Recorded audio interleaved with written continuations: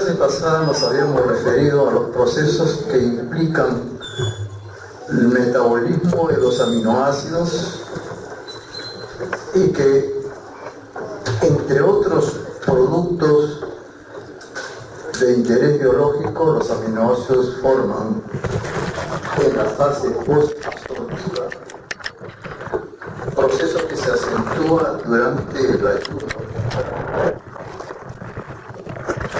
Los productos finales son acetil-CoA, exclusivamente para los aminoácidos leucina y lisina. Esos aminoácidos, por el hecho de formar solo acetil-CoA, se denominan cetogénicos, ya que el proceso de oxidación de ellos culmina en acetil-CoA de la misma manera como lo hacen los ácidos grasos. Al catabolizarse estos dos aminoácidos, leucina y lisina, y formar acetil-CoA, vuelvo a repetir, en la fase posabsortiva y de ayuno, proceso que se acentúa durante el ayuno prolongado o en los casos de inanición, ese acetil-CoA va a servir para proporcionar energía incorporándose al ciclo de Krebs bajo la forma de citrato, o de lo contrario va a formar cuerpos cetónicos. Los aminoácidos triptofano y treonina, aparte de formar acetil-CoA, que forman cuerpos cetónicos, forman piruvato.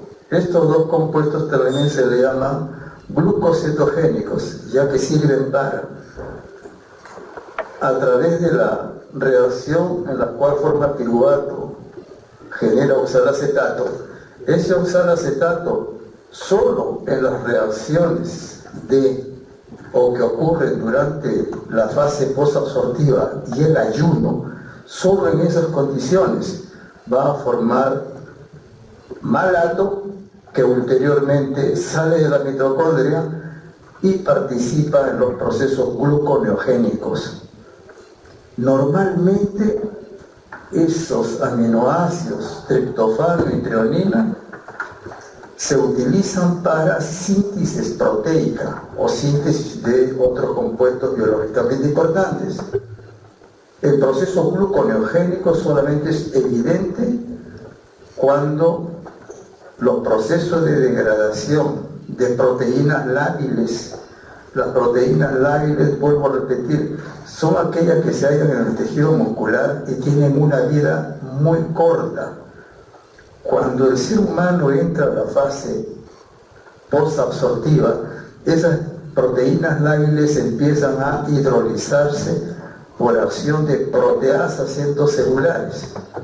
Al hidrolizarse, entonces empieza el flujo del nitrógeno que habíamos visto en la clase pasada, en la cual participan dos transaminasas.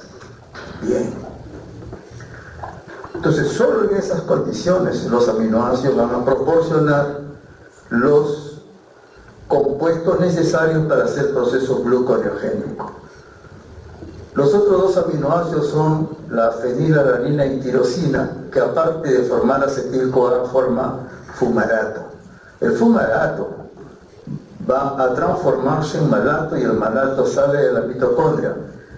Esto ocurre, vuelvo a repetir, en la fase de ayuno.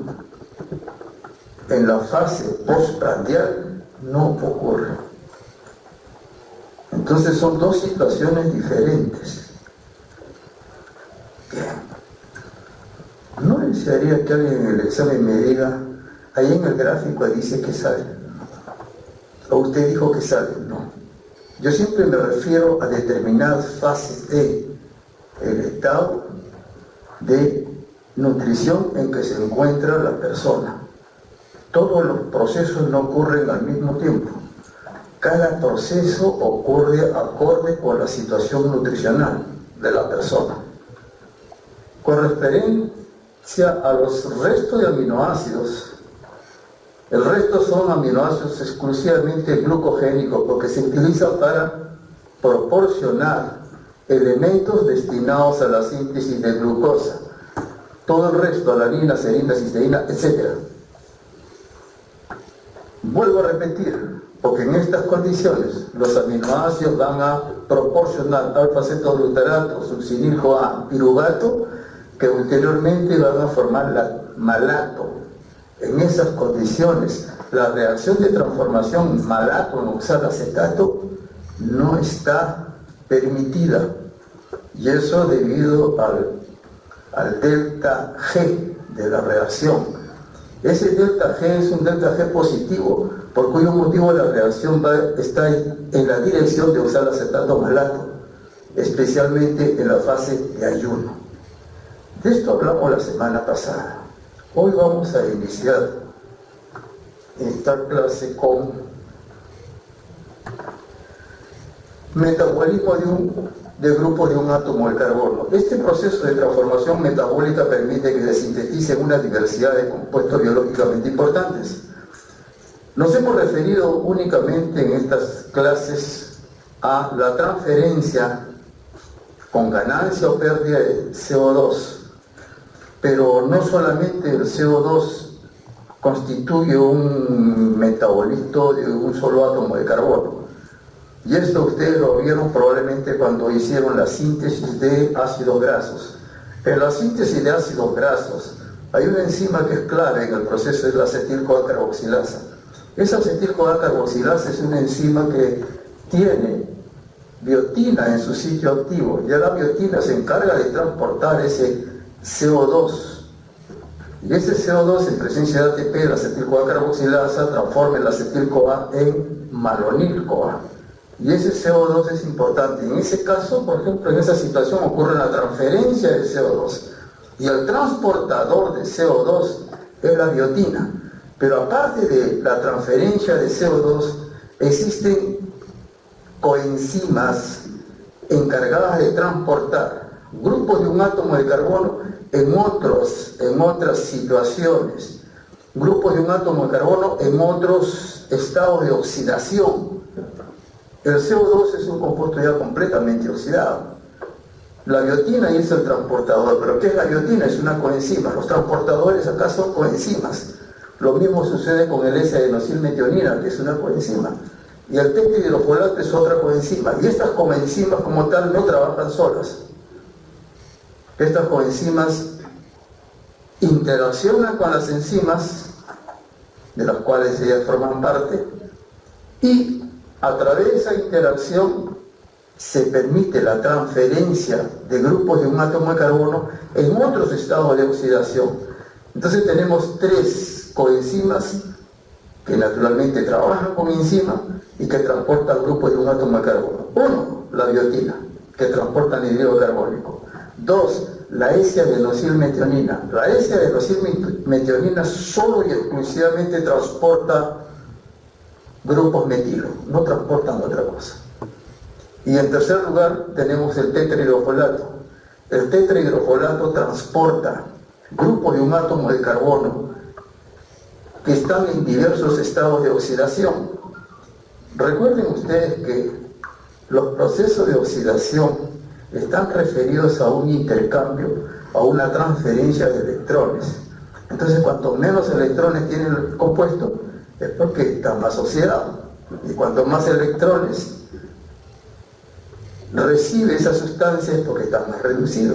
El primer transportador es el S-adenosylmetionina. La S-adenosylmetionina es una coenzima que se forma a partir de la metionina en presencia de ATP.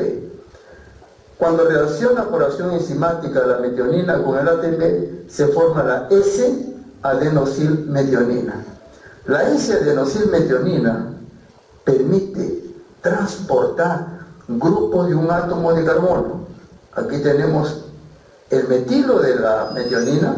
Cuando reacciona con ATP, el ATP cede una adenosina que se une al azufre de esta molécula, cuyo nombre es S-adenosylmetionina.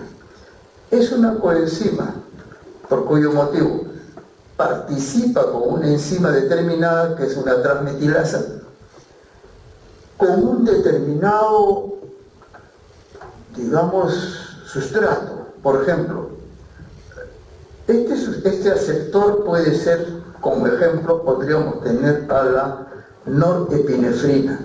La norepinefrina, si esto fuese norepinefrina, por acción enzimática se va a transformar en epinefrina.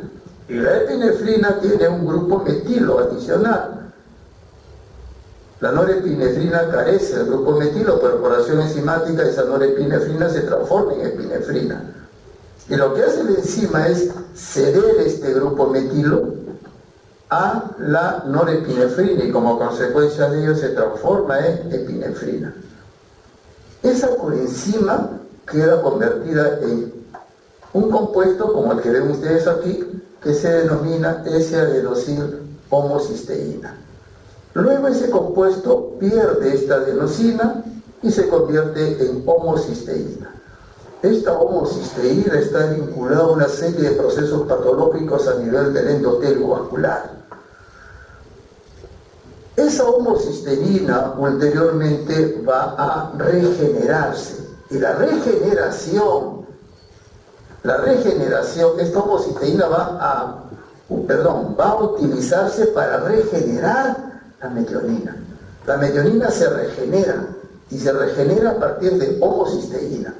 La homocisteína, por acción de una transmetilasa, en presencia de, miren acá, metil tetrahidrofolato.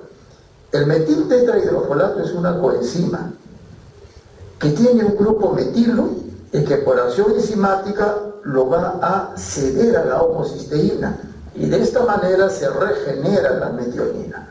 Entonces la metionina se regenera en el organismo a partir de homocisteína. Esa metionina nuevamente reacciona en presencia de ATP por acción enzimática, se incorpora una porción del ATP que es la adenosina y queda formada la S-adenosilmetionina, que es una coenzima que va a ceder por acción enzimática el grupo metilo a un aceptor y como consecuencia de ello queda transformado en S-adenosil homocisteína. Estas moléculas y todas estas cosas, lo que me interesa es que sepan ustedes que la metionina, que es un aminoácido, tiene la propiedad de convertirse en S-adenosilmetionina, que es una coenzima que trabaja con enzimas que transportan grupos de un átomo de carbono. En este caso, exclusivamente transportan metilo.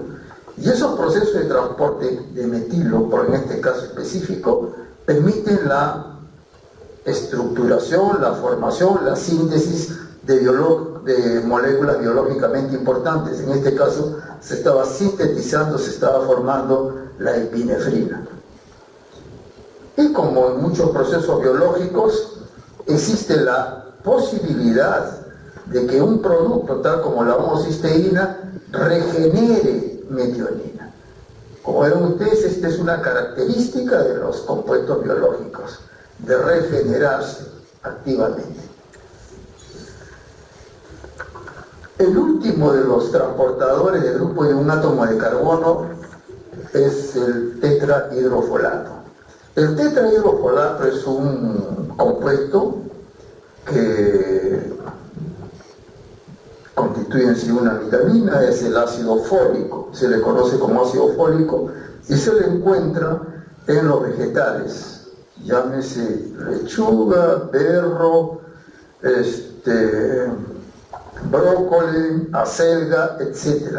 Todas aquellas plantas, generalmente aquellas plantas que tienen hojas grandes, tienen tetrahidrofolato. Ese tetrahidrofolato que se encuentra en los alimentos de origen vegetal está como una molécula de teroil poliglutamato. La molécula primigenia es teroil poliglutamato, es decir, es un núcleo teroilo, que lo vamos a ver después, al cual está ligado como 6 o 7 residuos de ácido glutámico. O sea, es una molécula cíclica que tiene como 6, 7, 8 residuos de ácido glutámico. Entonces, durante el proceso de digestión, las proteasas que se encuentran a nivel intestinal van a ir hidrolizando los enlaces peptídicos que están formando los residuos de ácido glutámico. Y solamente va a quedar un residuo de ácido glutámico unido a la molécula denominada terohilo. Solamente queda un glutámico, debido a que ese glutámico está ligado a la molécula, pero el enlace no es de tipo peptídico. Por ese motivo las proteasas intestinales no pueden hidrolizarlo. Entonces lo que queda es un terohil del terohil poliglutamato queda convertido en terohil glutamato. Es decir, un núcleo de terohilo unido solamente a un residuo glutámico. Luego, a nivel intestinal, una vez que se absorbe ese terohil glutamato a nivel intestinal, una enzima, que es una reductasa, incorpora electrones, o sea, átomos de hidrógeno, para cuyo propósito se necesita una coenzima como el NADPH. Entonces queda convertido en 7,8 dihidrofolato.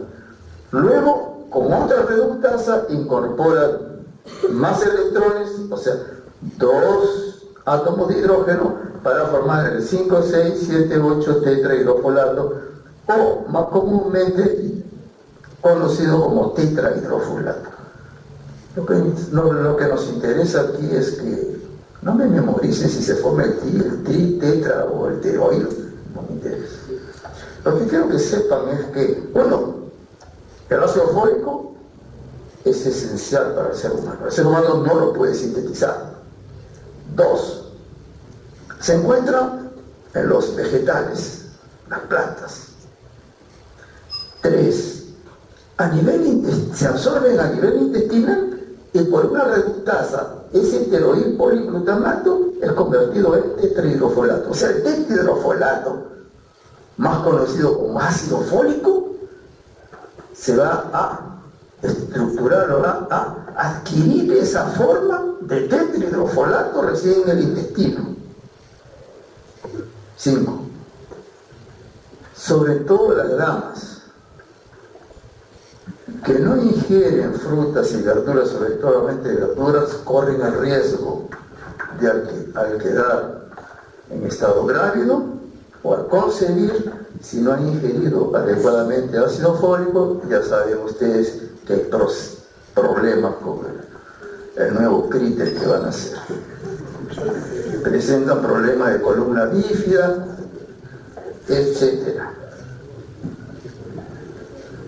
¿Estamos bien? Bueno, aquí está lo que hemos dicho. Terohil poliglutamato se ingiere con los vegetales a nivel intestinal, se convierte en ¿qué? En tetrahidrofolato. Ese tetrahidrofolato, por acción enzimática, se transforma, acá está, este es el núcleo terohilo, que es la molécula orgánica, unido aquí a un glutamato. Este es el tetrahidrofolato. Ahora, este glutamato que se encuentra unido aquí, anteriormente, es decir, cuando se encontraba formando este núcleo, formando parte del vegetal, entonces aquí se encontraban 1, 2, 3, 4, 5, 6 glutamatos. En el proceso de digestión, lo que ha ocurrido es que las proteasas intestinales lo que han hecho es hidrolizar esos enlaces peptídicos y solamente ha dejado un glutamato. ¿Por qué lo siguió? Porque este enlace ya no es peptídico, entonces no hay ninguna enzima que pueda hidrolizarlo. Ahora, este tetrahidrofolato, ojo, puede conducir grupo metileno. El grupo metileno está formado por un carbono y 2 hidrógenos.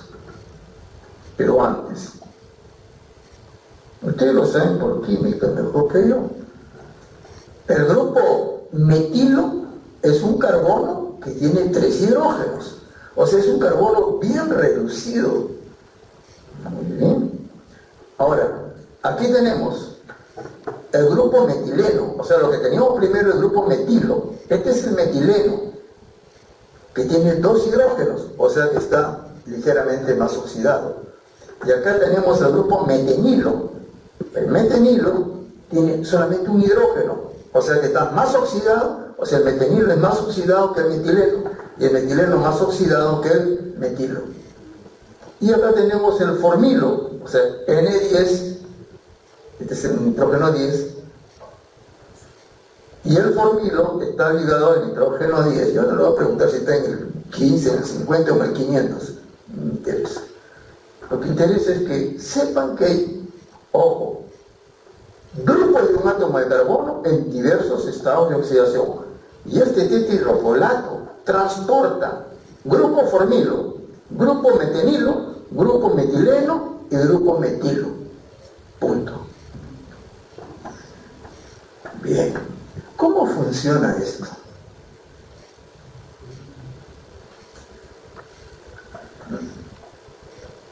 Antes, el grupo metileno, tetrahidrofolato, se usa para formar la cadena lateral de la timina. El metenilo o fermilo son equivalentes ambos, se utilizan para formar el anillo de purina. El grupo metilo se usa para regenerar los grupos metilo de dónde? De la metionina, lo que hemos visto hace un momento.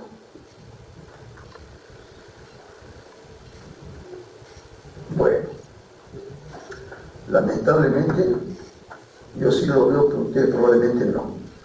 Les voy a relatar lo que está pasando aquí. Este es el tetrahidrofolato, o sea, ácido fólico. Ese ácido fólico es un transportador, es una coenzima. Y como tal, es como si fuese un vehículo. Como si fuese un vehículo, es una combi. Muy bien.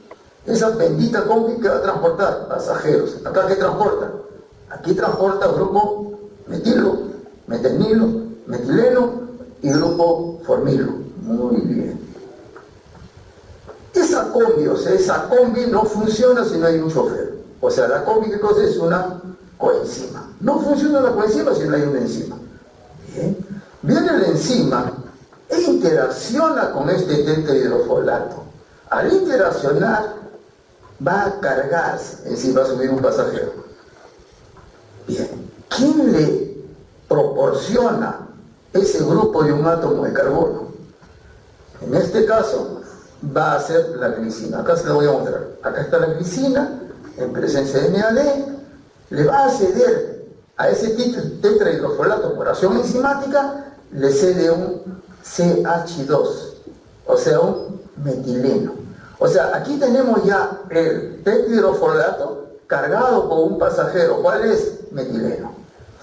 Ese metilén tetrahidrofolato, este metilén tetrahidrofolato puede seguir varios caminos.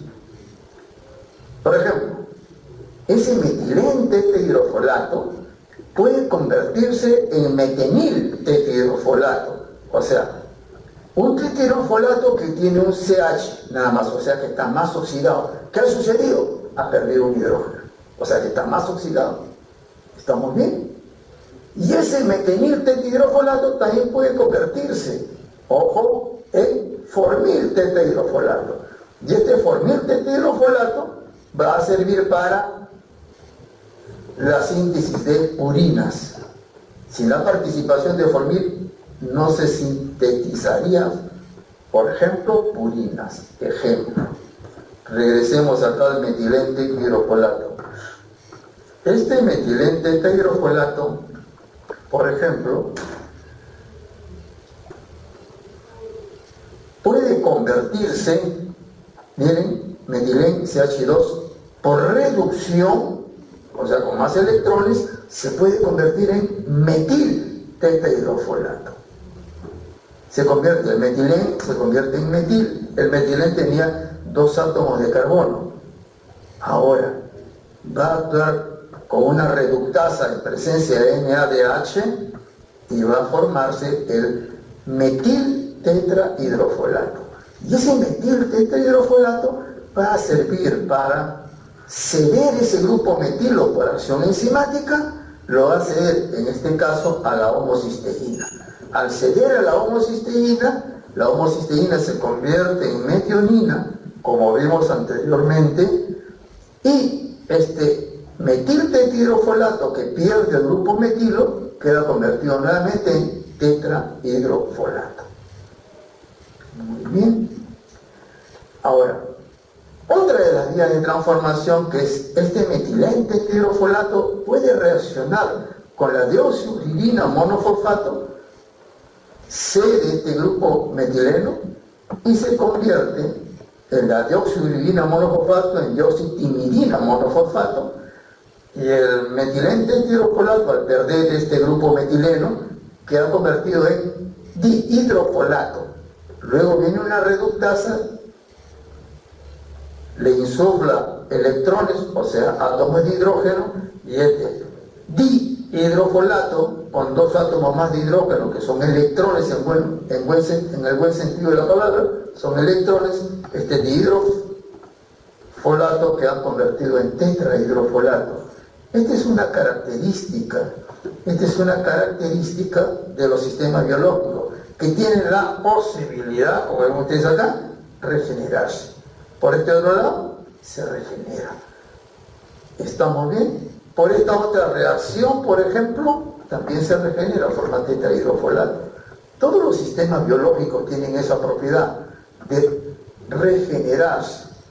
El ser humano no ha podido, ¿sabe yo cuántos años pasarán? 50, 100 años, para que tenga la capacidad de poder incluir dentro de un sistema viviente sustancias sintéticas que tengan la capacidad de poder regenerarse, como ocurre aquí. Naturalmente que esto es producto de millones de años, cientos de millones de años en que han ocurrido estos sistemas. Aquí tenemos, miren, una forma un poquito más detallada. Acá tenemos el tetrahidrofolato. Ese tetrahidrofolato, que es este compuesto de aquí, tetrahidrofolato, se va a convertir en metiltetahidrofolato. Muy bien. Acá está, metiltetahidrofolato. Y ese metiltetahidrofolato, por una reductasa, se convierte en metiltetrahidrofolato. Lo mismo que pasó aquí. Aquí se formó tetrahidrofolato, metiltetahidrofolato, y por una reductasa, metiltetahidrofolato. Aquí está, metiltetahidrofolato. Bien. Después nosotros dijimos que ese metiltetahidrofolato se utilizaba para metilar la homocisteína, que está la homocisteína con este metiltetahidrofolato, se formaba metionina. Y el metiltetahidrofolato quedaba convertido solo en tetrahidrofolato, es decir, vacío.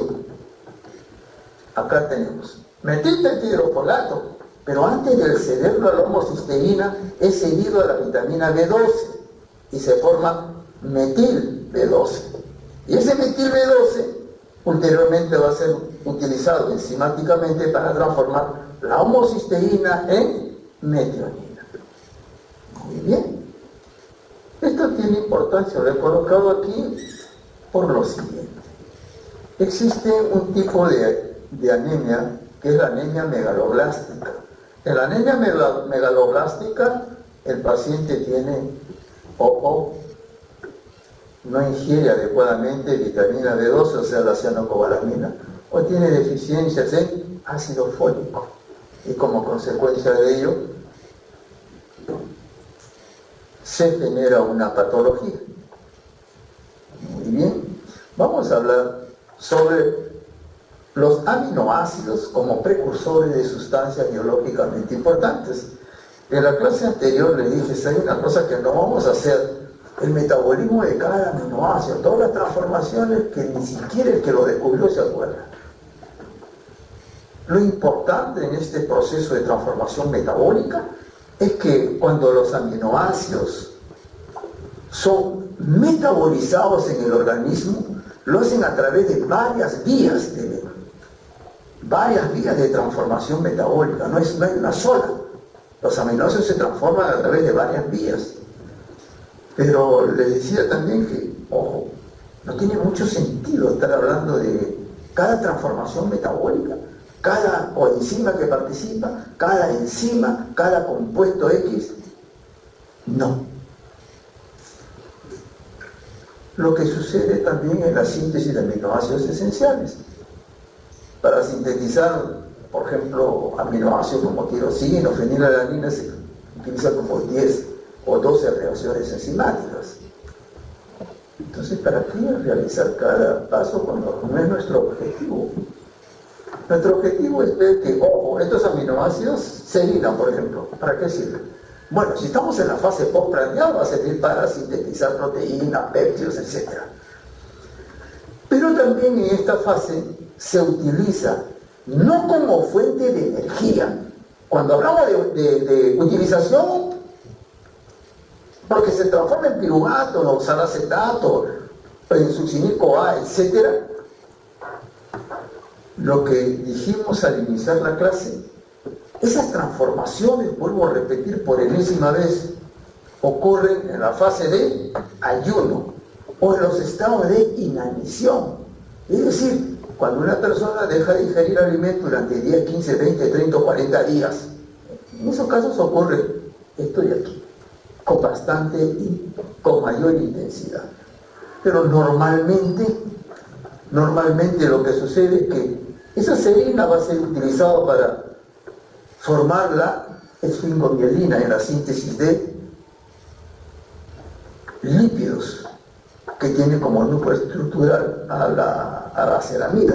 Sirve para sintetizar pirimidinas, sirve para sintetizar purinas. Por descarboxilación forma etanolamina, y la etanolamina forma parte de los fosfolípidos. Entonces, para eso es útil. Punto. Ahora, por ejemplo, este es un ejemplo, no para que lo memoricen tampoco. La serina reacciona con el tetridofolato, es una de las relaciones que vimos anteriormente que no se veía. La serina reacciona con el tetridofolato para dar glicina más metilente tetridofolato. Entonces la manera como, por ejemplo, el tetridofolato va a transportar grupos metilenos, o sea, CH2, es a través de la reacción que sucede entre un aminoácido serina con el tetridofolato para formar metilente tetridofolato, que es un transportador de grupos de un átomo de carbono. Punto. Ese es ejemplo para que se acuerden, no para que memoricen la reacción. La glicina, ¿por qué es importante este aminoácido glicina? Este es un aminoácido no esencial. ¿Para qué sirve? Para formar los glicocolatos. Es decir, sirve para relacionar con las sales biliares y tornarlas más tensioactivas. Sirve para formar ácido hipúrico, sintetizar glutatión, sintetizar porfirinas, forma parte de la estructuración de la creatina, sirve para sintetizar purinas, y la glicina se transforma en serina y finalmente en piruvato. Esto ocurre cuando en la fase posabsortiva o ayuno. Por eso que está aquí con rojo. Estos metabolitos que están con rojo significa, ojo, que estamos en ayuno. Bien. De todo lo que hemos visto allí, ¿qué es lo más importante de todo ello? La síntesis de glutatión. El glutatión es un tripéptido. Un tripéptido, aquí está. Así ocurre la síntesis de glutatión. El glutamato reacciona con la cisteína y va a formarse la gamma-glutamilcisteína por acción enzimática. Luego reacciona con una glicina y va a formar el glutatión. Aquí está. Esta parte es glutamato. Este de acá es cisteína y este de aquí es glicina. Entonces, ese tripéptido es el glutatión. Y el glutatión es extremadamente importante.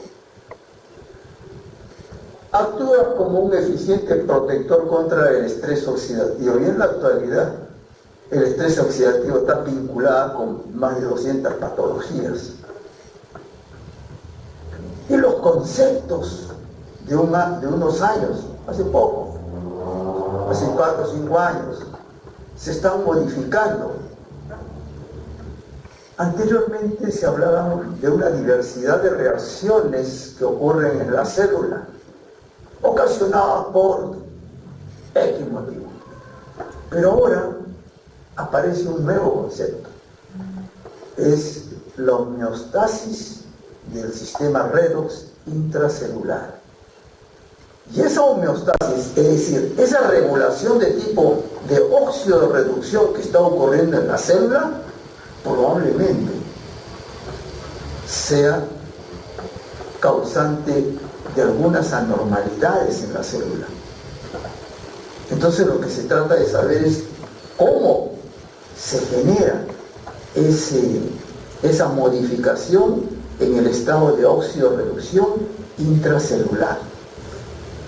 Y el glutatión participa justamente en estos procesos.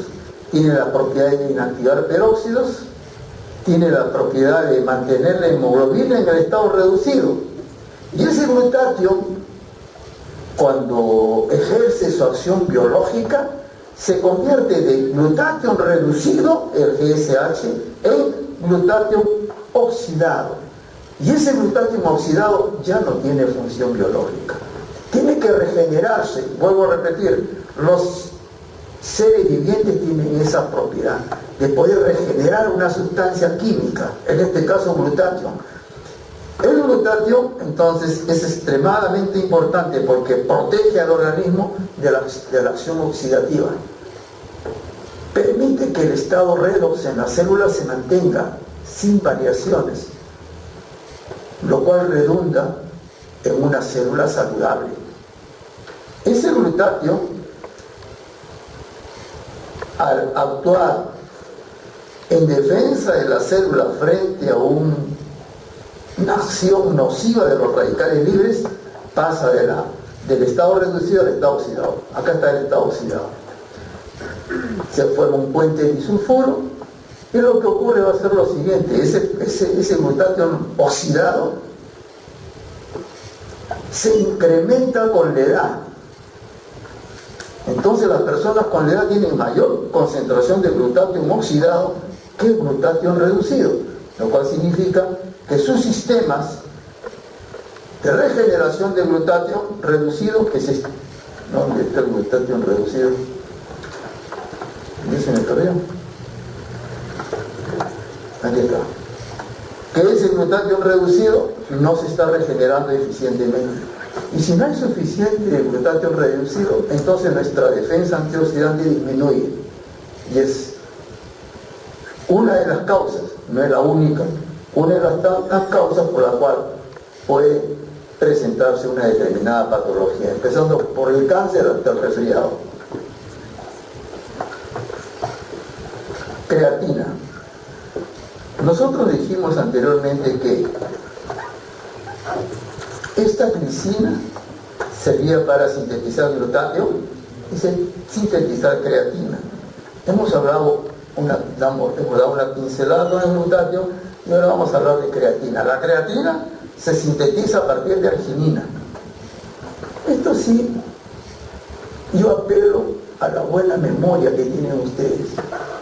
Ustedes tienen una memoria excelente y prodigiosa. Aprovechen esa memoria. Usen esa memoria. Cuando lleguen a mirar no se van a acordar ni el desayuno que han tomado el día. El día de hoy, por ejemplo, a veces ninguno ni se acuerda qué desayuno tomó.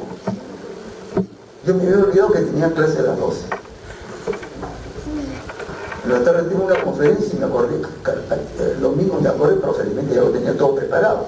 Voy a estar haciendo mis planes para irme, sabe Dios a qué sitio, en la tarde, porque tenía otra reunión pendiente, pero la suspendí. ¿Y qué resulta? Que tenía una conferencia en la tarde. Es una cosita de nada, una cosa sencilla, de nada en otro mundo. Felizmente que le dije ya se fue. Tenía que acordar que tengo clase ahora. No es que uno se haga de muy importante, ya uno no se acuerda. En cierta ocasión, yo era director de X lugar, estoy llegando al instituto y veo que viene un grupo de profesores y me dice, ¿qué pasó, doctor? Nada, yo estoy bien. No ha ido a la sustentación de la tesis de maestría. ¿De quién? Usted era el presidente jurado, me dice. Y me olvidó por completo. Nada, cero. Ni siquiera tenía noción de que tenía que estar en esa sustentación. Nada de lo que es nada. ¿Está correcto? Y para culminar con esto, un día me olvidé, a mi hijo lo dejé en una casa X, me olvidé, paré mi carro, ya cuando estaba allá por no le dije algo, me falta algo acá. Y era mi hijo que me había olvidado por completo, tuve que revisar, qué vergüenza. Sinceramente una vergüenza, pero bueno, por eso les digo, yo apelo a la buena memoria de ustedes. Aprovechen al máximo. A medida que pasa la edad la van a ir perdiendo si no la entrenan constantemente. ¿De acuerdo? Ahora sí, acuérdense de todo. No hay otra cosa que estar leyendo un artículo. Yo tengo un artículo, lo tengo que leer como 10 veces, a veces agarro un artículo que me acuerdo que lo he leído porque está todo subrayado.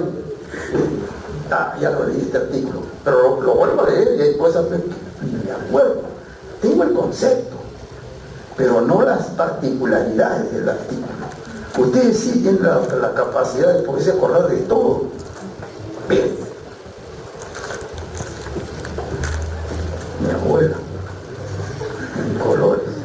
Esta arginina en los riñones, en presencia de glicina, va a formar guanido acetato. ¿Dónde? En los riñones.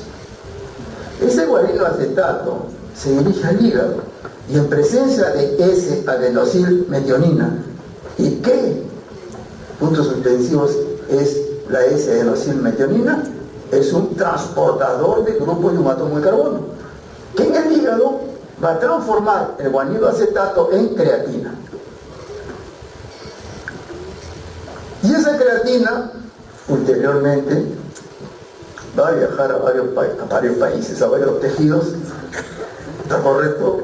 Y va a servir para guardar energía que se la proporciona el ATP. Entonces la creatina reacciona con el ATP en presencia de la enzima creatina fosfoquinasa. Ojo, acuérdense de esta enzima. ¿Por qué? Ustedes van a ser médicos. De repente tiene un paciente con un infarto y van a decirle, háganle creatina fosfoquinasa para ver cómo están sus niveles en el plasma. ¿Está correcto? Entonces constituye uno de los exámenes auxiliares que van a corroborar el diagnóstico suyo.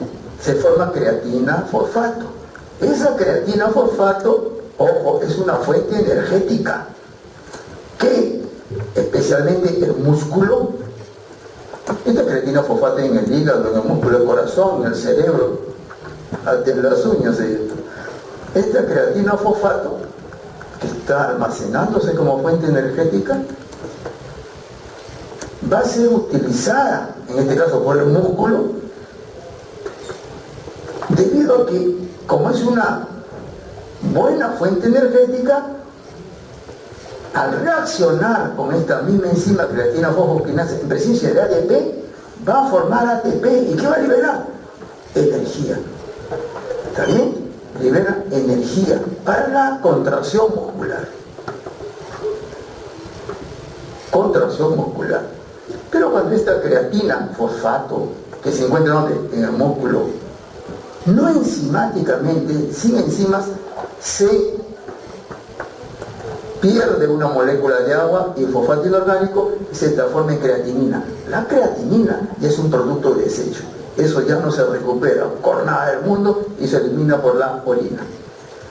La excreción de creatinina, este compuesto que estábamos aquí, que le dije que ya no se recupera, depende de qué? De la masa muscular activa. Y decir, si tenemos a una persona sedentaria, va a eliminar por la orina menor cantidad de creatinina. En cambio, aquellos que hacemos ejercicio, yo hago ejercicio casi todos los días por si acaso. Ah, sí, por si acaso. Un día sábado casi me asaltan, por un casi nomás. Pero afortunadamente no me asaltó. Afortunadamente para mí, no para él. Los tiempos cambian. Hace algunos años, cuando yo era más joven, yo recuerdo que caminaba por la Victoria. Ya estoy hablando de hace como 40 años atrás. Yo caminaba por la Victoria mía, por Mentorcita, por esos sitios, para que alguien me asalte. Y nadie me asaltaba. Ahora yo corro todo el mundo, la cosa cambió por completo. En ese tiempo yo venía, le traje, practicó karate y venía con ganas de probar pues hasta dónde estaba. ¿Era bueno o no era bueno? No, tenía que probármelo. ¿Con quién me probaba? No me voy a probar con ustedes, pero que son tan buena gente, tengo que probarme con alguien que sea pues un malandrín de primera, y con uno, pues, con dos o tres, no importa, pero quiero probarme. Y ninguno me asaltaba. Y ahora el sábado querían asaltarme, esta raza. Falta de ética.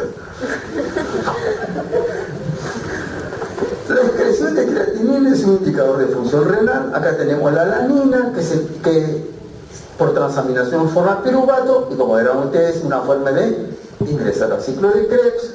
Hay un como samisómero, que es la beta-alanina, que se transforma en carnosina y anserina. La carnosina es activador de la miosina ATPase en el tejido muscular, ¿se acuerdan? En la contracción muscular. Y la anserina es activadora de la miosina ATPase, que amortigua el pH, especialmente cuando el músculo se contrae en anaerobiosis. La histidina, por descarboxilación, forma histamina. ¿Está correcto? Recuerden que es esta sustancia que se libera en los casos en los estados alérgicos, sirve para sintetizar purina, y cuando se degrada lo hace alfa-cetoglutarato, y naturalmente, como está en rojo, significa de que en situaciones tales como ayuno va a servir como fuente energética.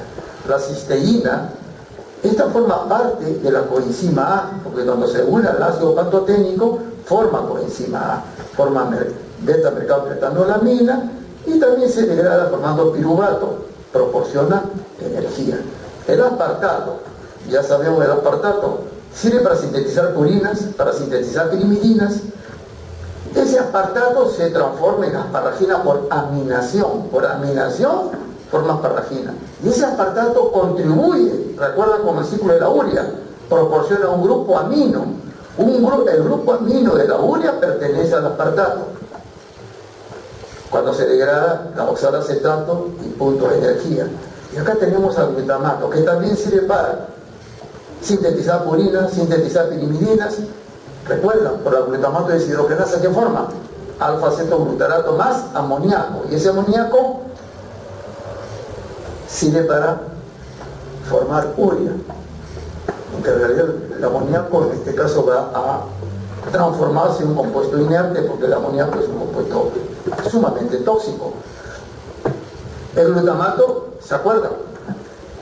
Por descarboxilación forma GABA, o sea, ácido gamma amino butírico. ¿Qué cosa es? Un neurotransmisor. Las neuronas GABAérgicas tienen como neurotransmisor al GABA. Y ese GABA, ojo, en el sistema nervioso, en la célula nerviosa, ahí no, estoy hablando de otra cosa. Ese GABA sirve para sintetizar carnitina, y la carnitina, recuerden, es un transportador de los ácidos grasos al interior de la mitocondria.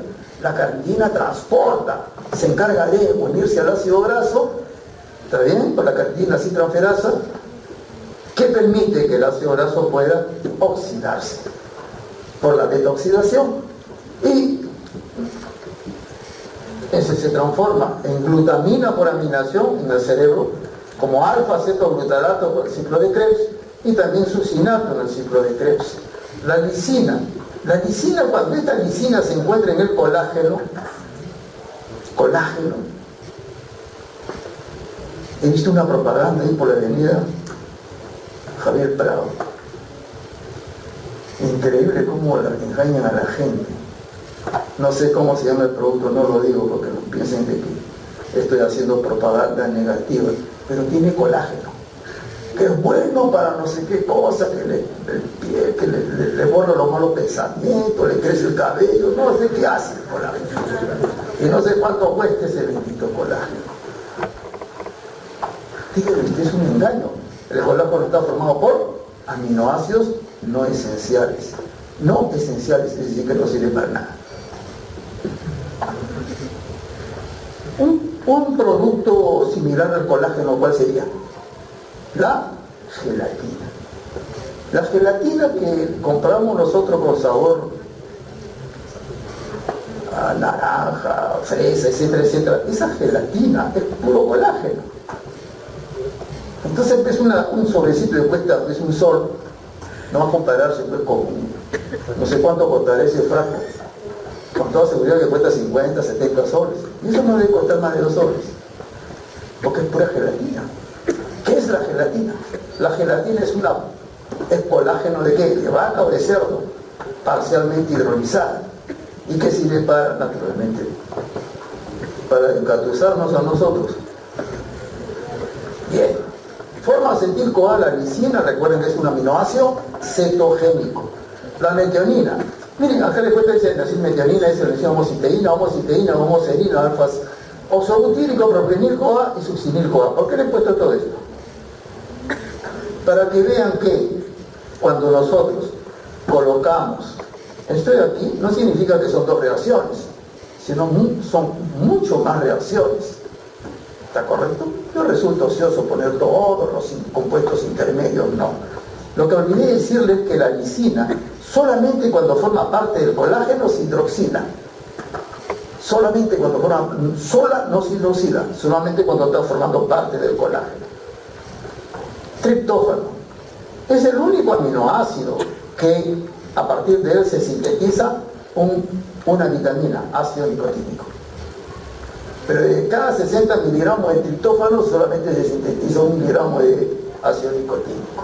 Algo es peor es nada. Este triptófano, por hidroxilación, forma 5-hidroxitriptófano y luego, por descarboxilación, forma la serotonina, o sea, 5-hidroxitriptamina. ¿Qué es la serotonina? Un neurotransmisor. Punto. Para eso sirve el triptófano, para sintetizar un neurotransmisor, y acá tienen otro, melatonina. Punto. No le voy a hacer todas las reacciones para decir que el profesor cómo sale, mira cuántas complicaciones aprende, no, tú vas a utilizar mi cerebrito que tengo a dura pena con todo este acerrino. Triptófano forma acetil-CoA, que naturalmente va a ser una fuente de energía. Aquí tienen, miren, triptófano, acá están las reacciones, formil, pinurenina, etcétera, etcétera, etcétera, etcétera, etcétera, etcétera, para formar acetoacetil-CoA. ¿Se acuerdan que la treonina y el triptófano formaban cuerpos cetónicos y aparte de ello gluconeogénicos? Por eso se llamaban glucogluconeogénicos o glucocetogénicos. Entonces son todas estas reacciones que tendríamos que hacerlo con cada aminoácido, con todas las enzimas. Y dijimos que el triptófano, miren ustedes por acá, ¿dónde está el triptófano? Ustedes deben hacerlo con lucecitas. ¿Para qué sirve el triptófano? Para sintetizar ácido nicotínico. Muy bien, miren. El ácido nicotínico está por acá, por aquí. Ha tenido que pasar, miren, todas estas reacciones para el ácido nicotínico, que es una vitamina. ¿De acuerdo? Vuelvo a repetir, resultó ocioso estar haciendo todo esto. Esto lo he dicho a propósito para que vean todas las complicaciones que hay. Sin neurotransmisores, el triptófano, 5-hidroxitriptamina, serotonina, que es un neurotransmisor, y acá tenemos la melatonina. Aminoácidos como precursores. Ahora, no me digan que el aminoácido, como cuando le hable de aminoácidos como precursores, no me digan sirve para sintetizar proteínas, no. Aquí está referido al uso de la cadena del aminoácido en el compuesto biológicamente importante. Por ejemplo, ¿qué es esto? arginina. La arginina, o sea, el núcleo, es decir, el núcleo, la cadena de arginina se va a utilizar, ¿se acuerdan ustedes? Para formar aminoacetato, creatinina, creatina y ulteriormente creatinina. Pero el núcleo de la creatina es la arginina, el núcleo estructural. Y por este otro lado, esa arginina, ¿se acuerdan? Por arginasa forma urea, pero también recuerdan que forma ornitina. Esa ornitina forma glutamato, alfa-cetoglutarato como fuente energética, y por este otro lado, por descarboxilación, forma putrescina y espermina, que son poliaminas. Y esas poliaminas son compuestos biológicamente importantes. Esas poliaminas se sintetizan a partir de ¿qué? De ornitina. ¿El ornitina? ¿A partir de? ¿De qué era? Ya me olvidé. ¿Qué era? ¿Arginina? Bueno. Recuerden que las poliaminas se utilizan para estabilizar el ADN. También se le dan a proteínas y a RNA de algunas fuentes. Controlan las propiedades eléctricas de las membranas excitables. La síntesis de estas poliaminas ocurre paralelamente al proceso de replicación del ADN. Cuando células, vamos a suponer los fibroblastos, empiezan a replicarse, empiezan a proliferar considerablemente, significa que hay proceso de replicación del ADN. Y paralelamente a la replicación del ADN hay una incrementada síntesis de poliaminas, ya que estas estabilizan a la molécula de ADN. Acá tenemos la ornitina, antes, acá está, para situarnos mejor, acá está la arginina, ¿qué forma? Ornitina, por descarboxilación, putrescina, muy bien, entonces, acá, ornitina, por descarboxilación, putrescina. Y acá, miren, tiene dos grupos de aminos. Y acá tenemos S-N-acilmetionina, que incorpora un grupo metilo, se forma espermidina, con otra S-N-acilmetionina, que va a ser otro grupo metilo, y que va a formar la espermina. Y miren, tiene 1, 2, 3, 4 grupos aminos. O sea, una poliamina tiene un gran número de cargas positivas. Por ese motivo puede interactuar con el ADN que tienen cargas negativas. Son interacciones electrostáticas. Acá, fenilalanina por la hidroxilasa forma tirosina, y la tirosina va a servir para sintetizar triodotironina, la T3, y tetraiodotironina, que es la hormona tiroidea T4. Por eso es que son importantes estos aminoácidos. Por esta tirosina hidroxilasa forma DOPA, y el DOPA es el deoxifenilalanina, es un neurotransmisor. Perdón, esta DOPA se descarboxila por acción enzimática, forma dopamina, y ulteriormente norepinefrina. Y esa norepinefrina, ojo, cumple funciones dependiendo del tejido donde se encuentra. Si es una célula nerviosa, va a constituirse un neurotransmisor. Pero si está sintetizándose en la cápsula suprarrenal, por ejemplo, está formando una hormona que su síntesis se incrementa, por ejemplo, cuando se realiza actividad física. Y esa norepinefrina va a metilarse con S-adenosine-metionina y se va a formar la epinefrina. Aquí, por acción enzimática, se va a ceder un grupo metilo y la norepinefrina queda convertido en epinefrina, que es una hormona, que es una catecolamina. Bien, finalmente acá tenemos fenilalanina, tirosina, se forma homogentísico, una serie de reacciones, al final se forma acetil-CoA y fumarato, por cuyo motivo estas son reacciones que ocurren en los procesos de ayuno. Y por este otro lado se forman melaninas, feomelanina, eumelanina, que son responsables del color de la piel. Recuerden que nuestros ancestros toditos fueron oscuritos.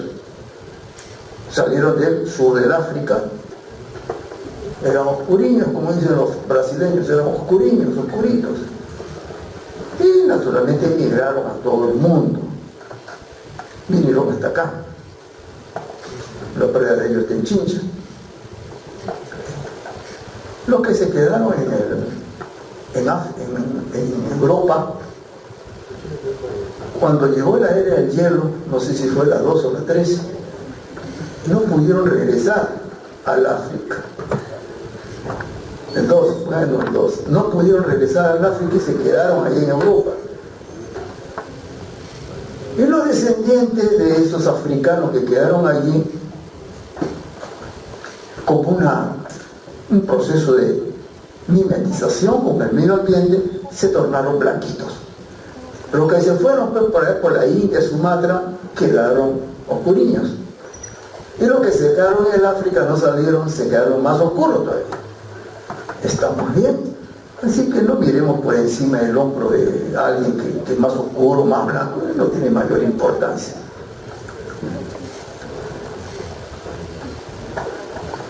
Bueno, ahí están todas esas reacciones. Acá está la síntesis de catecolaminas, de tirosina es la misma, dopamina, norepinefrina, por acción de esta S-adenosinmetionina que transforma en S-homocisteína, se forma epinefrina. Acá están los nombres de las enzimas, si quieren memorizarlo, no hay ningún problema. Vamos a hablar, y acá terminamos. Vamos a hablar sobre proteólisis endocelular. Hasta ahora nos hemos referido a la proteólisis que ocurre en la luz intestinal y el de la cavidad gástrica. Esas son enzimas que hidrolizan proteínas, pero fuera de la célula. Son, digamos, exoenzimas. Ahora vamos a hablar de endoenzimas, es decir, enzimas proteolíticas que hidrolizan proteínas, pero dentro de la célula. Existe un equilibrio dinámico entre las proteínas que son degradadas constantemente y las proteínas que se sintetizan. Ese equilibrio se mantiene a través de reacciones, que en el caso de la síntesis corresponde a reacciones de orden cero, y en el caso de la degradación corresponden reacciones de primer orden. Ahora se dice de primer orden porque dependen de la concentración de las proteínas. Cuando es de orden cero es independiente de la concentración de las proteínas. Eso lo saben ustedes por química. Bien. ¿Para qué ocurre el recambio de proteínas? El recambio de proteínas ocurre para eliminar aquellas proteínas que han sido alteradas. Esas proteínas que ya no cumplen función biológica. Esas proteínas, es decir, se tornan ya incapaces de cumplir las funciones para las que fueron sintetizadas debido a que sufren una serie de reacciones químicas. Por ejemplo, las proteínas pueden oxidarse. Si sus grupos carboxilos pueden reaccionar con metales, sus grupos aminos pueden alterarse también. Los metales pueden ligarse a las proteínas e impedir que éstas tengan acción biológica. Entonces las proteínas ya prácticamente no sirven. Entonces las células tienen mecanismos que aún no se han comprendido, no se comprenden muy bien, y cada vez está tornando más complejo el proceso. Por primera vez lo leí hace como 50 años. Y bueno, se ha avanzado bastante, fue el año 1965-66, cuando el tiempo ocurrió los 50 años. Y hasta la fecha se ha avanzado bastante, pero no lo suficiente como para explicar todo el proceso, es extremadamente complejo. Este proceso de degradación se realiza, vuelvo a repetir, para eliminar las proteínas que están alteradas. Entonces, la velocidad de degradación de las proteínas se expresa en términos de vida media. Una vida media es aquel tiempo en el cual la concentración, en este caso específico, de una proteína disminuye 50%. El tiempo en que una proteína se degrada 50%, ese tiempo se llama vida media. Entonces hay proteínas que se degradan, por ejemplo, por decir, en una hora. La vida media de esta proteína es una hora. ¿Qué significa? Que en una hora ya tenemos el 50% de las proteínas que habían inicialmente. Y en la segunda hora hay 50% menos de lo que quedó. O sea, ¿cuánto queda ahora? 25%. Y en la siguiente hora va a degradarse el 50% de las 25 que quedaron. Entonces quedan como 12. En la siguiente hora se degrada el 50% de lo que resta. O sea, quedan 6. Y así sucesivamente. O sea, la vida media nos dice entonces, nos da una cifra que representa el tiempo en que una molécula se transforma en un 50%. Eso es vida media. Vamos a hablar de pozo de proteínas lábiles, que ya dijimos anteriormente, son proteínas de rápido recambio. El esqueleto de carbono de estas proteínas proporciona energía para formar glucosa. ¿En qué fase? Posabsortiva. Y se intensifica en el ayuno temprano. Y ese proceso llega al máximo de su contribución a la gluconeogénesis a los 2 días y después decrece. Una dieta baja en proteínas no permite mantener equilibrio nitrogenado. ¿Por cuyo motivo? Diariamente debe ingerirse las proteínas en tal cantidad que permita reemplazar aquellas que se han degradado. No pueden ingerir más proteínas de lo que requieren cada persona, debido a que no existe una manera, no existe un depósito de proteínas en el ser humano, ni en ningún animal. Determinación de la degradación proteica. Tengan cuidado con esto. Yo les dije anteriormente, cuando hablábamos del ciclo de la urea, ¿de qué dependía la eliminación de urea por la orina? De la ingesta proteica. Si ingería una persona con una cantidad de proteína alta, eliminaba bastante urea. Poca proteína, menos urea. No ingieres proteína, sigues excretando urea. No significa que si no ingieres proteína ya no excretas urea, sí sigues excretando, pero muy pequeña cantidad, conforme vimos en una tabla. Pero existe, por ejemplo, cuando se determina la excreción de 3-metilhistidina, constituye una manera de medir la degradación de proteína muscular. 3-metilhistidina, ¿por qué? ¿Qué resulta de que cuando una proteína es degradada, hasta ahora no ponen tiza blanca, tiza verde, y si hubiese sido la pizarra blanca, ponían blanca, seguro. Acá tenemos una proteína, ¿se degrada en qué? En aminoácidos, alanina, fenilalanina, tirosina, serina, ¿qué más? Histidina. Uy, gracias, al fin. No se preocupe, gracias, que dejar la etapa al próximo.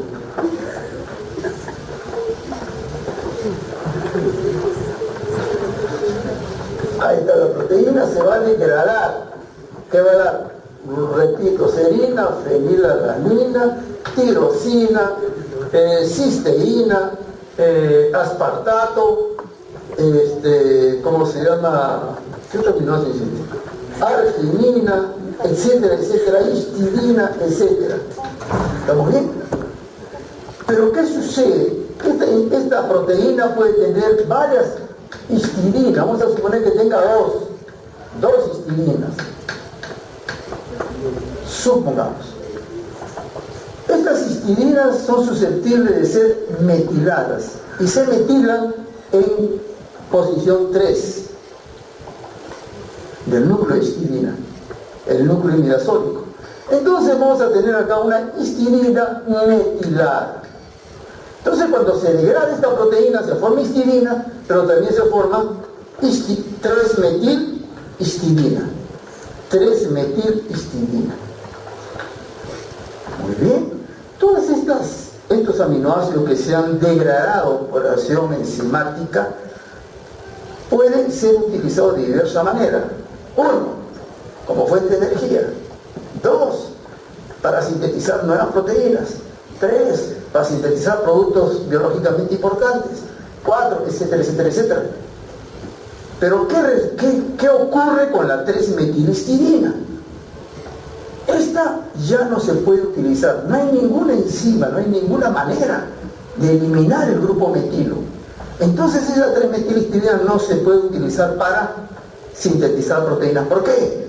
Porque no hay tRNA que ligue a 3-metilhistidina. Entonces eso se elimina por la orina.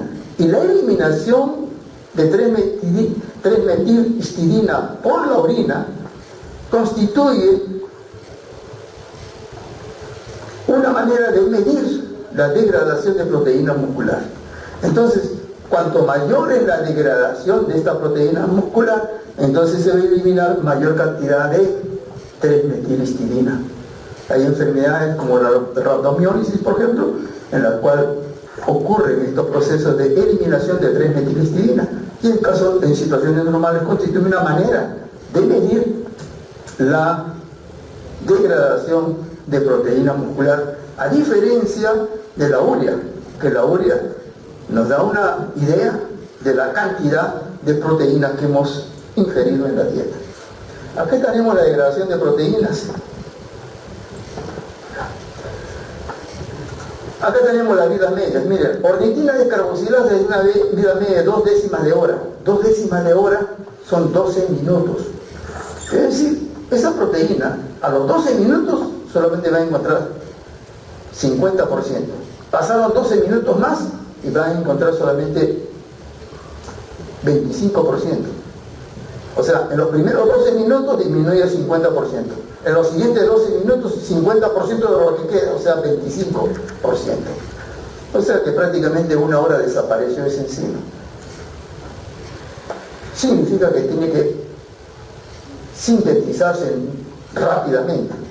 Y así sucesivamente el delta-aminoleurínico sintasa 0,33, la beta-hidroxibetilmetilglutaril reductasa, la que regula la síntesis de colesterol, tiene 3 horas de vida media, imagínense.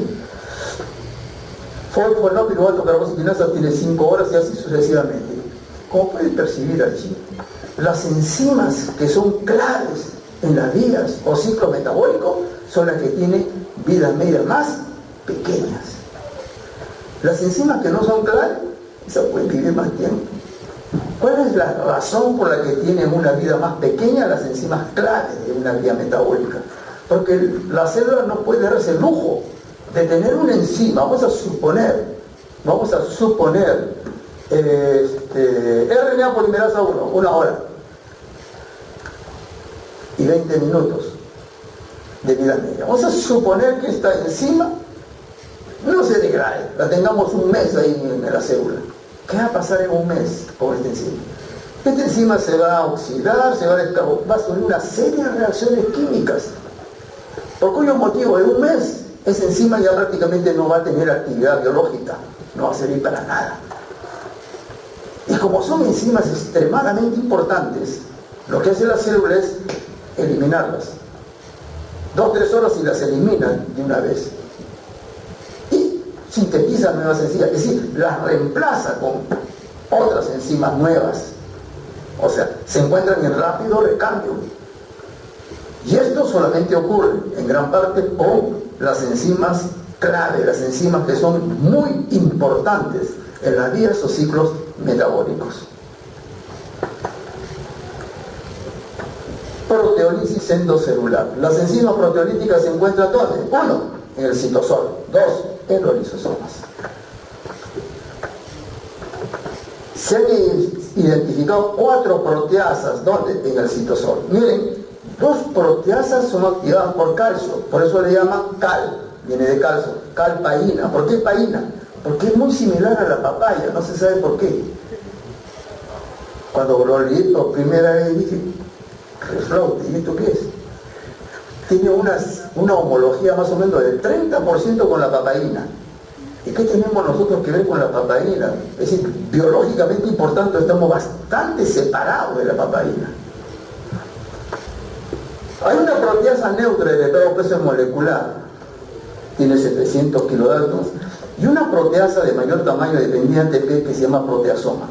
Este es súper importante. En patología lo van a ver cada rato y en medicina interna también, el proteasoma, que tiene mucho que ver con los procesos de señalización intracelular y tiene que ver con una diversidad de patologías. Y en los lisosomas se encuentran proteasas denominadas catepsinas. Ellas se encargan de hidrolizar las proteínas.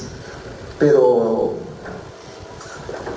¿por qué se degradan las proteínas? Ya dijimos, porque tienen que recambiarse. Tienen que ser sustituidas por otras nuevas. Pero para que sean degradadas, ¿cómo ocurre eso? ¿Cómo se sabe que tienen que ser degradadas? Bueno, de ese tiempo que le estoy contando hasta ahora, se han descrito, por ejemplo, las proteínas que tienen secuencia PEST, no es porque apestan, sino que PEST, viene de P de proteína, E de glutámico, S de serina y T de treonina. Esas proteínas que tienen una o más regiones con esa secuencia PEST tienen una vida media corta. Si experimentalmente uno coge esas secuencias y los introduce en una proteína que tiene una vida larga, de inmediato se transforma en una proteína de vida media corta y se degrada rápidamente. Entonces, estas son señales de recambio proteico.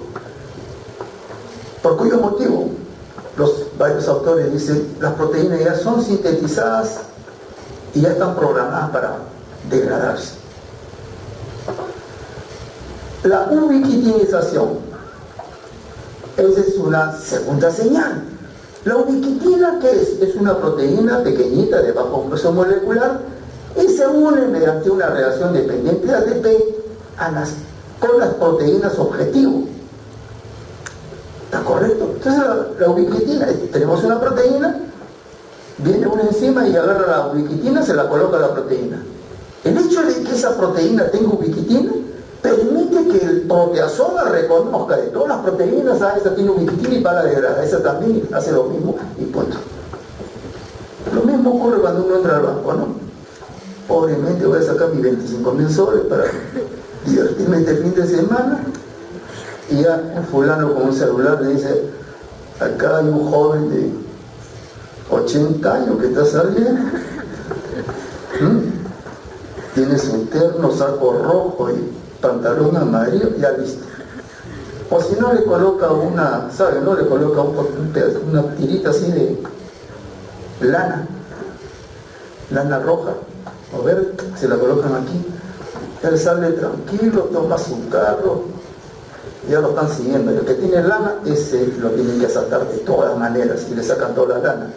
La ubiquitina es lo mismo, es una marca que va en la proteína y el proteasoma lo que hace es identifica a la proteína que tiene ubiquitina y punto, la degrada, la hace picadillo. Luego tenemos la oxidación de residuos de aminoácidos. Hay varias reacciones en las que participan los radicales libres y estos radicales libres tienen la propiedad de oxidar aminoácidos que están dentro de la proteína.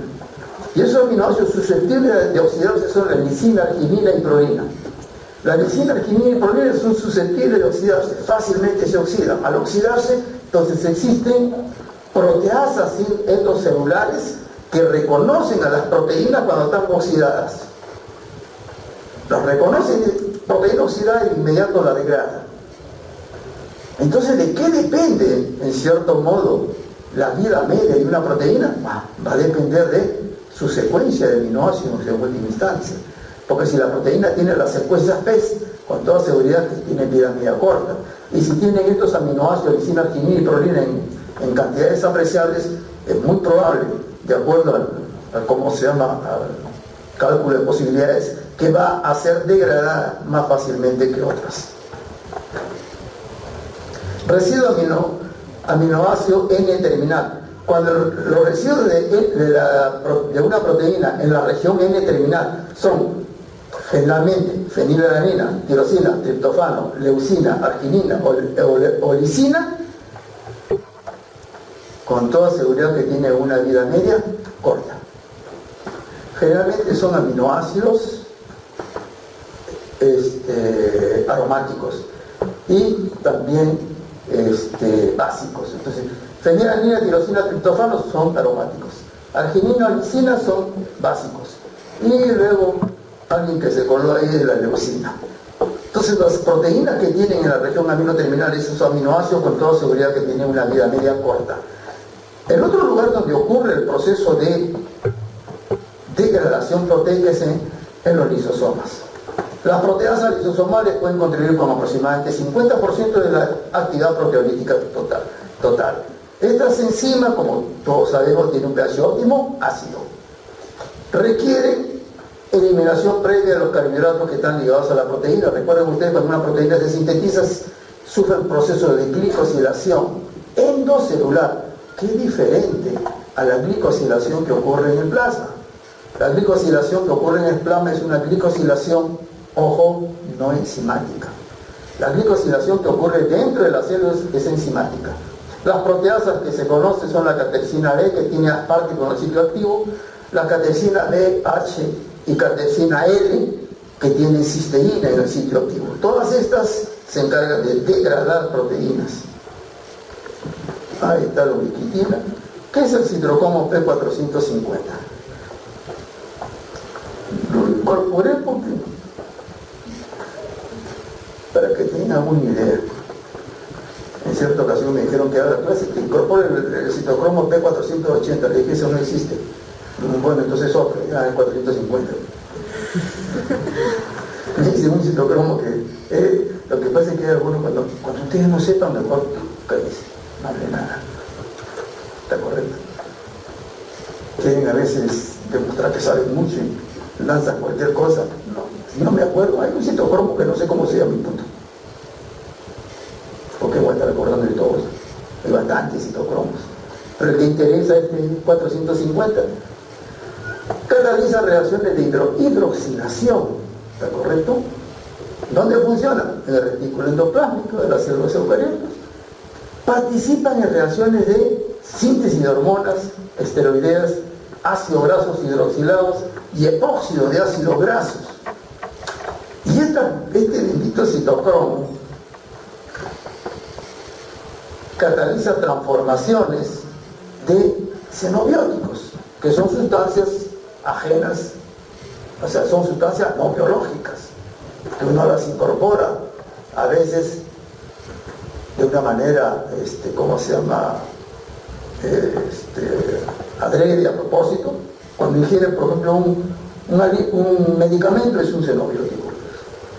Cuando uno ingiere un colorante, estamos hablando de gelatina, color rojo, verde, amarillo, son xenobióticos. ¿Qué hace el citocromo P450?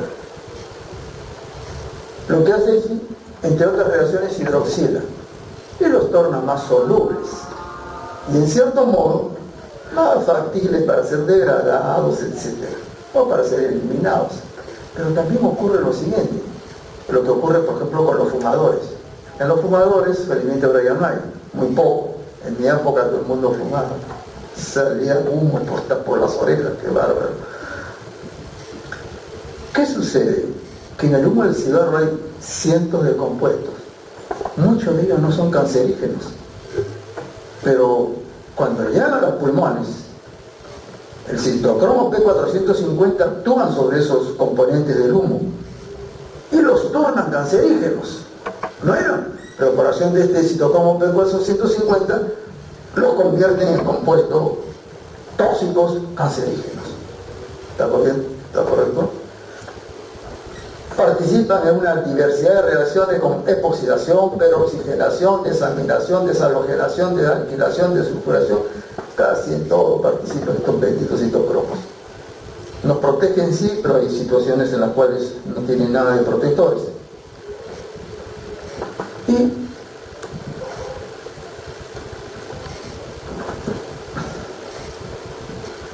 esto lo coloqué yo solamente para hacer un recordario de todo lo que es bioquímica. Función bioquímica del cerebro. ¿Cuál es su fuente energética? Glucosa. Utiliza cuerpos cetónicos después de 3 a 5 días de ayuno. La energía se requiere ¿para qué? Para transmitir el impulso nervioso, para pensar, para sintetizar neurotransmisores, etc. La síntesis de neurotransmisores, ¿cuáles? Serotonina, GABA, dopamina, ocurre por reacciones de descarboxilación. Y esas reacciones de descarboxilación, ¿qué requieren? Tiosalfosfato. Y el tiosalfosfato es la forma activa de la vitamina B6, por cuyo motivo una deficiencia de esta vitamina B6 puede causar convulsiones, no que puede causar convulsiones. Tejido adiposo, su mayor fuente energética, la glucosa. La insulina, ¿qué es lo que hace? Estimula GLUT4. Y GLUT4 es un transportador de glucosa del adipocito. Tiene como función almacenar el adipocito triglicéridos en la fase postprandial y liberar ácidos grasos no esterificados en el ayuno. En la fase postprandial, la insulina estimula la síntesis y secreción de la lipasa lipoproteica. Y esa lipasa lipoproteica, ¿qué es lo que hace? Degrada kilomicrones, es decir, degrada LDL en los capilares. Los ácidos grasos de la lipoproteína son convertidos en triglicéridos por el glicerol 3-fosfato proporcionado por la glucosa. Recuerden que el tejido adiposo no tiene gliceroquinasa, tiene que captar el hidróxido de acetona fosfato de la vía glucolítica. Si no hay glucosa, no hay síntesis de ácidos grasos, no hay síntesis de triglicéridos en el tejido adiposo. Dicho de otra manera, si una persona cogiese, agarrase medio vaso de aceite de oliva, que tanto hablan de bendito aceite, te lo tomas, o mejor aceite acá peruano, te lo tomas, ¿qué sucede? ¿Engordas o adelgazas? Uno, ¿ese aceite va a sintetizar triglicéridos en el tejido adiposo? ¿Algo? Prácticamente nada. ¿Por qué? Porque si tú ingeriste solamente aceite, ¿se va a liberar glucosa? No. La glucosa se libera que se has ingerido carbohidrato, pero no has ingerido nada. ¿Qué sucede con el aceite? Lo absorbes a nivel intestinal, llega a dónde? Son los kilomicrones, llega al tejido adiposo. Para llegar al tejido adiposo, ¿qué se necesita? Lipasa lipoproteica. ¿Hay lipasa lipoproteica? Sí, un poquitito, casi nada. Y para que se exprese la lipasa lipoproteica, ¿qué se necesita? Insulina. La insulina induce la síntesis de lipasa lipoproteica, por cuyo motivo el kilomicrón llega y no encuentra un poquito de lipasa lipoproteica, se va, pues, no está esperando todo el día, se va y punto. Pero si no hay insulina, no se ha secretado insulina, ¿habrá movilización de GLUT4 en el tejido adiposo para que el GLUT4 permita el ingreso de glucosa? No. Solamente el GLUT4 que está por ahí, que ha quedado un remanente.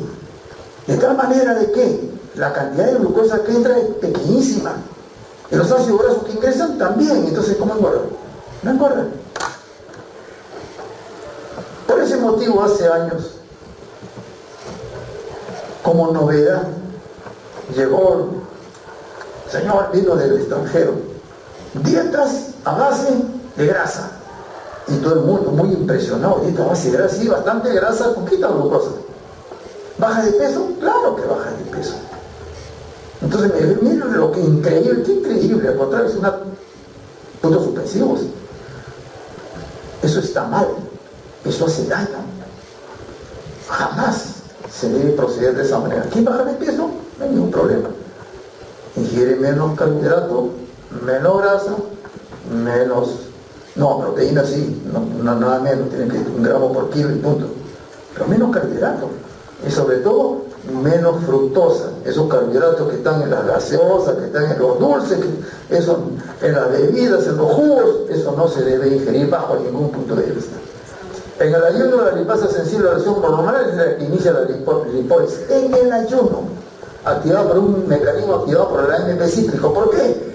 Porque el AMP cíclico es activada por glucagón, principalmente. Es inhibida por insulina, pero si estamos en ayuno, ¿habrá insulina? No, bajó. ¿Qué es lo que se incrementó? Glucagón. Entonces el glucagón activa adenilciclasa, que forma AMP cíclico. El AMP cíclico activa la proteína quinasa A, y la proteína quinasa A fosforila la lipasa sensible a acción hormonal, y esta se torna activa, y como consecuencia de ello se degrada los triglicéridos y se libera ácidos grasos al torrente circulatorio. En la diabetes mellitus tipo 1, bajo niveles de insulina, y tipo 2, resistencia a la insulina, disminuye la degradación de triglicéridos de VLDL y kilomicrones, produciendo como consecuencia de ello hipertrigliceridemia. Cuando hay resistencia a la insulina, naturalmente no se va a activar la lipasa lipoproteica, ni se va a transportar glucosa al adipocito. En el intestino, las enzimas del páncreas exocrino digieren los alimentos de la luz intestinal. Las enzimas digestivas están unidas al borde cepillo de las células epiteliales del intestino, aminopeptidasas, disacaridasas.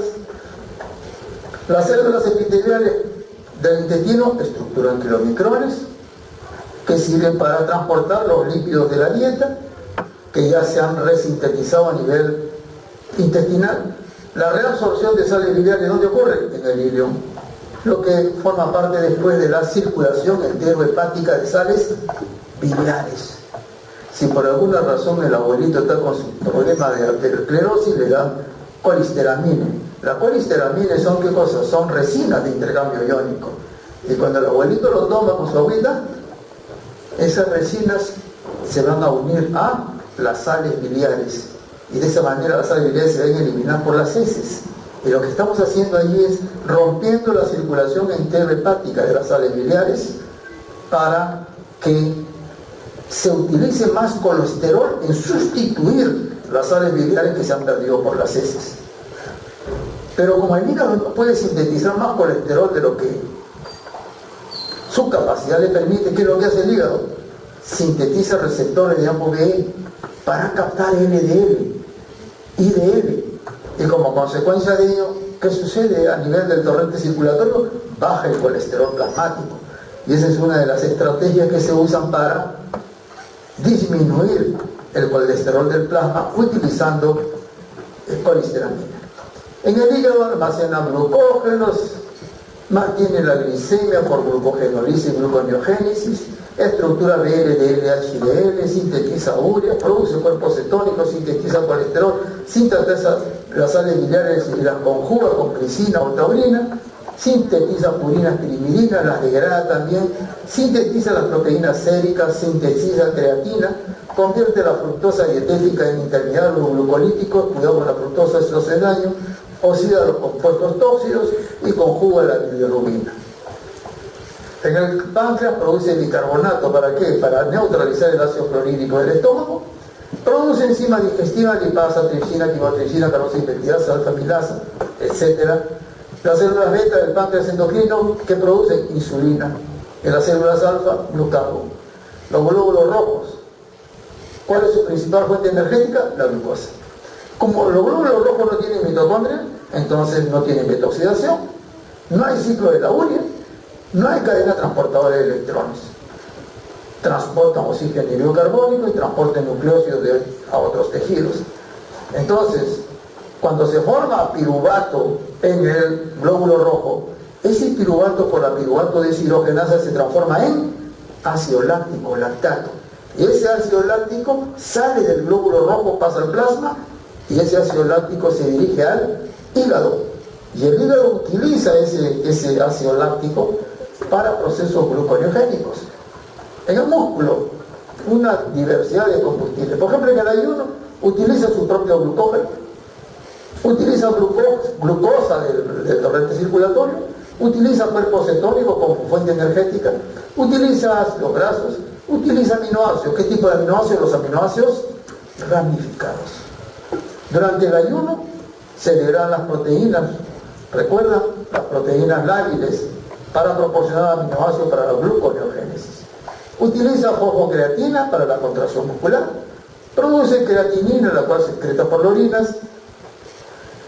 Y la insulina es la que estimula el transporte de glucosa a través de la movilización de GLUT4. Los riñones excretan urea, creatinina, ácido úrico, ion amonio durante la cetoacidosis. Cuerpos cetónicos y durante la acidosis láctica, ácido láctico. En la hiperglicemia, cuando estamos por encima de los 180 mg por decilitros, se supera el dintel renal de la reabsorción de glucosa, entonces la glucosa aparece en la orina. Durante la acidosis aumenta la acción de la glutaminasa, ¿se acuerdan? Que produce amoníaco, el que reacciona con el protón hidrógeno de la ácido láctica, de los cuerpos cetónicos, y que forma ion amonio, que amortigua la orina y elimina protones del organismo. CEFNI.